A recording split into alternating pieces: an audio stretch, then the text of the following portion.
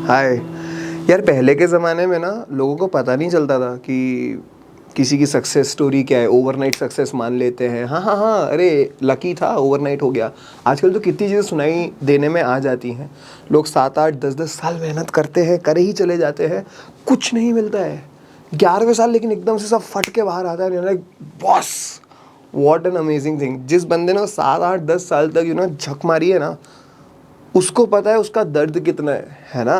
तुम तो अभी 1 1.5 2 साल, मैक्सिमम 3 साल कोई जाके कम्पिटिटिव एग्जाम्स की तैयारी करते हैं, तो अभी से क्यों थक रहे हो? क्योंकि कुछ बच्चे आ जाते हैं मेरे पास, सर हम लोग का ना जीवन में ऐसा थकान हो गई है बहुत, है ना। तो सी, अगर तुम्हारा टाइम थोड़ा ऐसा चल रहा है ना, डिप्रेसिंग सा टाइम चल भी रहा है, कोई बात नहीं, embrace it, let it be, let it just come in, soak it, absorb it, धीरे धीरे you will come out of it. So if need be, sing those sad songs, be in that sad zone, not a problem, take a break, but come back. वापस आने की क्षमता तुम में होनी चाहिए। मेरे में थी। सर आपने किया था ऐसा? हाँ बिल्कुल किया था, करना पड़ेगा, नहीं करोगे तो कुछ नहीं मिलने वाला, दैट इज ट्रू। तो if life throws a lot of things at you कि भाई इतना इम्तिहान ले रही है जिंदगी, तो जस्ट सिंग दिस सॉन्ग। मेरा इम्तिहान तू जो ले रहा है, अब मारे आयतें कर। मैंने इश्क सीखा, मैंने प्यार सीखा, तू चाहे नफरतें कर। मैंने दिल दिया है, मैंने दुख लिया है, तू सौदाई मान ले पर। मेरा इम्तिहान तू जो ले रहा है, अब ना रियायतें कर। आवारा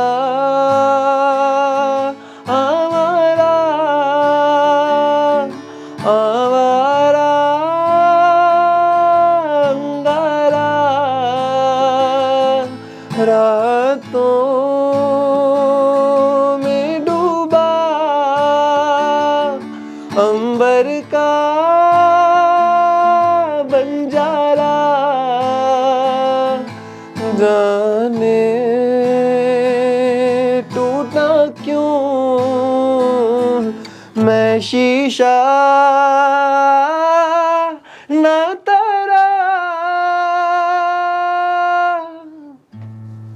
समझ जाओ बस, दर्द को एम्ब्रेस करना सीखो, don't run away from it, क्योंकि without pain there is no accomplishment of any journey. तुम अगर गम के रास्ते से नहीं गुजर रहे हो ना बेटा, सक्सेस नहीं मिलने वाली, ये सच बात है। जितने लोग कहते हैं ना नहीं नहीं सब हैप्पीली एकदम हो जाएगा, नहीं होगा। अगर हो भी गया ना, कुछ लोगों के साथ हो भी रहा है, they are living a very unfulfilled, बहुत ही शैलो लाइफ।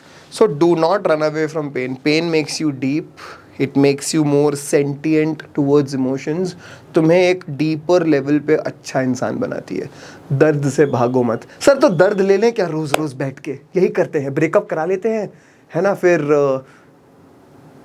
ऑब्वियसली नहीं। That's not what I meant. What I meant is कि if there is something that comes your way which is painful, do not just run away from it, try to weather it every day. इसी के साथ एक ऐसा topic उठाते हैं जो कुछ लोगों के लिए दर्दनाक होता है, नहीं होता एक्चुअली, बकवास सा इसी से टॉपिक लगता है पर्सनली, और तुम्हें भी लगेगा आज के बाद। Negative reminders. हमने नेगेटिव रिमाइंडर्स थोड़ा बहुत कवर किया था विल्सन्स के अंदर, अब मैं उसको थोड़ा डीपर लेवल पे समझाता हूँ, क्योंकि हम अब शैलोनेस से बाहर निकलने वाले हैं। फॉर एग्जाम्पल, अब इसको शास्त्र की भाषा में अगर पढ़ने जाओगे, when a number is divided bye n, एक तो सर हमें ना ऐसे when a number is divided bye n ऐसा मत क्या करो, ठीक है, एक काम करते हैं। Let's say when 24 is divided by 7, for example, remainder is usually the remainder lies between 0 and n. 0 and n क्या है? n जो है वो तुम्हारा ये है, बराबर 0 और इसके बीच में ही होगा कि 24 को 7 से डिवाइड किया, 21 कट गया, रिमाइंडर क्या आया? 3. This 3 is obviously between 0 and 7, yes or no? This is the conventional meaning of remainder. But sometimes we use negative remainder, which essentially means इसके अंदर तुम इसको -4 भी बोल सकते हो। एक अच्छा नंबर लेते हैं इससे अच्छा। फॉर एग्जाम्पल 27 को आप 7 से डिवाइड करिए। When you divide this conventionally, 21 cut जाएगा तो रिमाइंडर कितना आता है? सर 6 आता है रिमाइंडर। सर सब इरेज हो रहा है। अरे 27 को 7 से डिवाइड किया तो रिमाइंडर आता है 6, यस और नो? मैं कहता हूं ये 6 जो है ये इससे कितना कम है सर? -1। तो इसका रिमाइंडर एक्चुअली -1 भी हो सकता है। 28 से एक कम है ना, ये 28 अगला मल्टीपल था। So this is what negative reminder essentially means. यहाँ तुम्हारा जीवन आसान हो जाएगा। Instead of writing 6 you could have written -1। छोटा हो गया वैल्यू। क्या ये बात समझ में आती है? एग्जाम्पल एक और है, इसको एक दफ़ा देख लो। मैंने जो समझाया है उसी का दूसरा एग्जाम्पल है। नाउ क्यों करते हैं ये? Base is close to modulus makes calculations easier. बड़ा अजीबोगरीब नहीं लग रहा है? इग्नोर, सब इग्नोर मारो। मैं धीरे धीरे तुमको समझाता हूँ क्या बोलना चाह रहा हूँ। 9 को जब मैं 10 से डिवाइड कर रहा हूँ तो रिमाइंडर क्या होगा? 9 या फिर -1। -1 हो गया, आसान है। अब 9 की पावर 5, 9 की पावर 5 को मानो 10 से डिवाइड करना है। 9 की पावर 5 तो नहीं निकालने जाओगे ना? इससे अच्छा तुम्हें पता है 9 को जब 10 से डिवाइड करते हो तो क्या होता है? रिमाइंडर -1। -1 की पावर 5 इज -1। -1 फाइनल रिमाइंडर आया। -1 मतलब 10 में से 1 घटा दो, 9। That's your reminder. खत्म ये सवाल।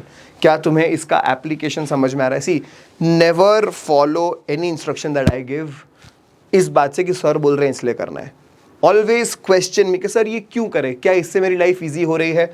अगर लाइफ ईजी ना हो मत यूज करो। Do not trust any buddy, any mathematician, any teacher, unless they give you a method which in the long run will simplify your calculations, तभी वो मेथड एम्प्लॉय करने की ज़रूरत है। ओके चलो, अब ये भी मैं तुमको वर्ड्स में नहीं समझा रहा हूँ। This is something that I am going to explain you through questions. एक पल को समझते हैं क्या। 9 की पावर 5 वाला एग्जाम्पल लिया था अपन ने, डिवाइड बाई 10। कितना था रिमाइंडर? -1 था ना? -1 की पावर 5, -1 की power odd will give you what? Odd. Obvious सी बात है। अगर वही 9 की पावर 8 होता डिवाइड बाई 10 तो 9 को 10 से डिवाइड करोगे तो -1 ही आएगा, लेकिन पावर कितनी है? 8। तो ये इवेंचुअली रिजल्टेंट कितना हो गया? 1। तो इस केस में रिमाइंडर आया -1 विच इज इफेक्टिवली 9। इस केस में रिमाइंडर क्या आया बच्चों? 1। क्या बात समझ में आती है? यही वो ऑड इवन का कॉन्सेप्ट है। अगला सवाल ये आपकी कंप्यूटर स्क्रीन पर सॉल्व करो। 5 सेकंड भी नहीं दूंगा इसके लिए मैं तुमको। अभी जस्ट यही चीज करी है अपन ने। चलो, find the reminder when 9 power 50 is divided by 10। Same चीज है यार, लिखने की जरूरत भी नहीं होनी चाहिए। 9 पावर 10, 9 बाई 10 ऐसे छोड़ो। 9 बाई 10 इसका रिमाइंडर कितना होता है? -1। -1 की पावर कितनी है? 50। इवन पावर है तो 1 हो गया। रिमाइंडर कितना आ गया? Option B 1 is the correct answer. खत्म, कचरा सवाल, बेसिक। चलो अगला सवाल, सामने ही सामने करो मेरे। 5 सेकंड ज़्यादा नहीं लगने चाहिए। लिखने की भी जरूरत होनी नहीं चाहिए, और मुझे समझाने के लिए लिखना पड़ता है। 14 को 15 से डिवाइड करोगे क्या रिमाइंडर आएगा? -1। -1 की power 60 is 1 itself. Option A 1 is the answer. खत्म, कचरा, इजी, बेसिक सवाल। ओके बॉस, इसका आंसर सर अब तो ये आसान हो गया हमारे लिए। फिर से -1 होगा। -1 की power 100 is 1। Option A 1 is the answer. Sir इतने इजी क्वेश्चंस हैं। यस, इसका आंसर फटाफट बता दो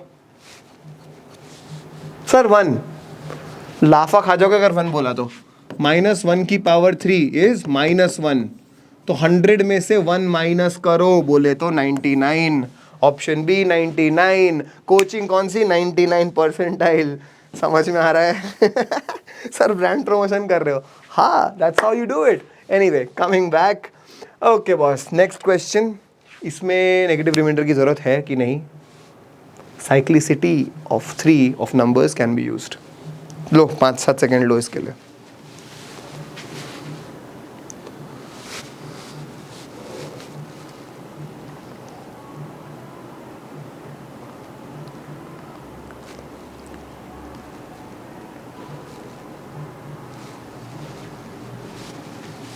क्या बॉस, कुछ समझ में आया? लास्ट डिजिट निकालना। एक काम करते हैं, इसको साइक्लिसिटी से करने की कोशिश करते हैं ताकि तुमको मैं साइक्लिसिटी का भी कॉन्सेप्ट समझा दूं। 3 की पावर 1 क्या होता है? 3। 3 की पावर 2 क्या होता है सर? 9 सर। 3 की पावर 3 लास्ट डिजिट लिख रहे हैं अपन। 3 की पावर 3 इज 27। लास्ट डिजिट क्या है? 7। 3 की पावर 4 सर 81। लास्ट डिजिट क्या हुआ? 1। 3 की पावर 5 कितना होगा? 243 होता है, पता होना चाहिए। 3 की पावर 6 तक याद होना चाहिए। 3 की पावर 5 इज 243, लास्ट डिजिट 3। देखो रिपीट हो रहा है। 3 की पावर 6 729 होता है, लास्ट डिजिट 9। देखो रिपीट, साइकिल बन गई। सर साइकिल, हाँ ये देखो रिपीट होने लगा, हर 4 के बाद रिपीट होता है। नंबर्स के अंदर तुमने पढ़ा होगा या अभी पढ़ोगे अगर चैप्टर खत्म नहीं करा है।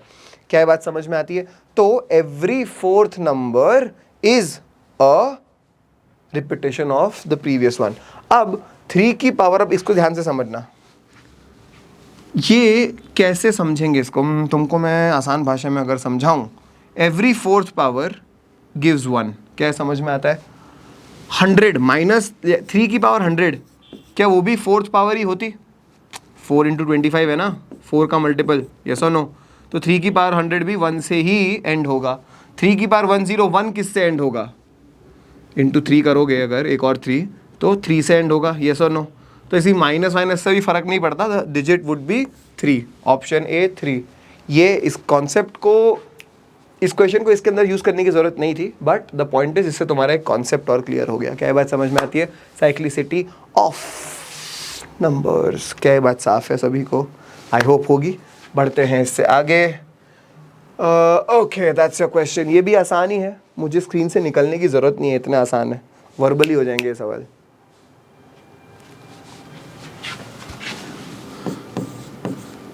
क्या रिमाइंडर बचा बच्चों? इसको अगर इससे डिवाइड करो तो 1 ना, 1 की पावर 5, 1, खत्म हो गया है सवाल, ओवर। सर ये क्या किया? अरे बेटा तुम्हें ये चीज़ समझनी है, अगर न्यूमरेटर डिनोमिनेटर से बड़ा हो तो इसको ऐसे कट करो, जो अकेला रिमाइंडर बचे 1000 तो कट ही जाएगा ना, सिर्फ 1 बचेगा, दैट्स इट। सर ये क्यों किया? उसके लिए तुम्हें बायनॉमियल एक्सपेंशन सिखाना पड़ेगा। बायनॉमियल एक्सपेंशन में कभी और सिखाऊंगा, लेकिन इसको तुम लिख सकते हो 1000 + 1 का होल पावर 5। जिनको बायनॉमियल आता है थोड़ा वो समझ जाएंगे। तो वो क्या होगा, अगर इसके टर्म्स लिखने जाएं, 5c0 इंटू 1000 की पावर लेट्स से 5 कर लो और 1 की पावर 0 कर लो, फिर 5c1 1000 की पावर 4 1 की पावर 1, ऐसे लिखते जाओगे तो 1000 की पावर वाले सारे टर्म्स कट जाएंगे जब तुम उसको 10 से डिवाइड करोगे। एक टर्म बच जाएगा लास्ट में 5c5, जहाँ 1000 की पावर 0 होगी और 1 की पावर 5, ठीक है, ये वाला टर्म बच जाएगा, which actually is nothing. 5c5 is 1, 1000 power 0 is 1, 1 की पावर 5 इज 1, ये 1 बच गया, प्लस में है ये, तो यही 1 तुम्हारा बचा है। क्या समझ में आता है? जिनको समझ में नहीं आया इग्नोर, पीएनसी में उसको हम लोग अच्छे से डीपर लेवल पे पढ़ेंगे। बायनॉमियल थ्योरम बहुत ही हलवा चीज़ है, ऐसे समझ में आ जाएगी। क्या बात समझ में आती है? इसका answer for the time being shall be A, option 1। चलो बस, I think that's it for this chapter. आसान था, बेसिक था, ऐसे ही बेसिक्स करते रहो और जीवन तुम्हारा सॉर्टेड होगा। फॉलो कर लेना ताकि ऐसे छोटे छोटे छोटे वीडियोस तुमसे मिस ना हो। See you in the next video.